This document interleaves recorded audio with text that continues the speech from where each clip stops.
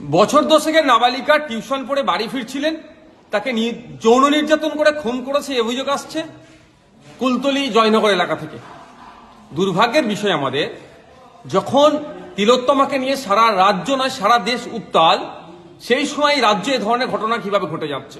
ব্যাপারটা হচ্ছে রাজ্য সরকার তিলোত্তমার পক্ষ না নিয়ে সরকার এক প্রকার এই ধর্ষক খুনিদেরকে বাঁচানোর জন্য যেভাবে ডজন ডজন উকিল সুপ্রিম কোর্টে অ্যাপয়েন্ট করছে, ফলে যাদের মধ্যে এই পশুবৃত্তিগুলো আছে আরো বৃদ্ধি পাচ্ছে। কোনোভাবে তাদের কাছে এই মেসেজটা যাচ্ছে যে খনি ধর্ষকদেরকে রাজ্য সরকার আড়াল করছে বা বাঁচিয়ে নেবে, ফলে আমাদের এই দুর্দিন দেখতে হচ্ছে।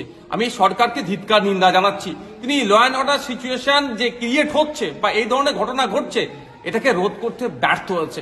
যখন তিলোত্তমা ঘটনার পরে পুলিশের নিষ্ক্রিয়তা নিয়ে, পুলিশের ভূমিকা নিয়ে যখন প্রশ্ন উঠেছিল, তখন রাজ্য সরকারের রাজ্য প্রশাসনের প্রতি একটা দৃষ্টি নিক্ষেপ করা দরকার ছিল, সংস্কারের দরকার ছিল। কিন্তু দুর্ভাগ্যের বিষয়, এই কুলতলি জয়নগরে যে ঘটনা ঘটেছে, পরিবারের অভিযোগ, যথাসময়ে অভিযোগ জানানোর পরেও পুলিশ নিষ্ক্রিয় ছিল, পুলিশ গড়িমাসি করেছে। পুলিশ যদি সক্রিয় থাকতো তাহলে হয়তো এই ঘটনা নাও ঘটতে পারতো। আমরা ভুলে যাচ্ছি না, যখন দলুয়া খাকিতে ওই ইনসিডেন্ট ঘটেছিল, বাড়িতে পুড়িয়ে আগুন লাগিয়ে দিয়েছিল একাধিক গাড়িতে, আমি তখন যেতে চাইছিলাম, তখন আমাদেরকে আটকানো হয়েছিল। রাস্তা পরিবর্তন করে অন্য রাস্তাতে গিয়েছি, পুলিশ প্রশাসন এসে আমাদেরকে আটকে দিয়েছে।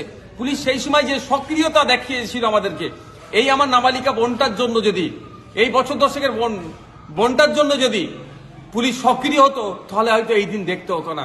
দুর্ভাগ্যের বিষয় যে পশ্চিমবাংলা সরকার এবং পশ্চিমবাংলা প্রশাসন ক্রমশ ফেল হচ্ছে, তারা আর দায়িত্ব নিতে পারছে না।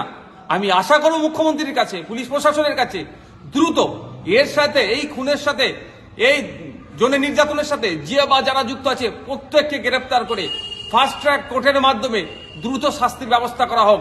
আর একটা অনুরোধ আমার মুখ্যমন্ত্রীর কাছে, এর যেন আপনি আবার রেড বেঁধে দেবেন না। লাভ অ্যাফেয়ার, ও প্রেগনেন্ট ছিল, ওর এটা ছিল, এই বলে যেন আবার আমার এই নাবালিকা বোনটাকে দেখে দেবেন না। এই অনুরোধটাও রইল মুখ্যমন্ত্রীর কাছে। যথাযথ বিচার হোক, তার ব্যবস্থা করুন।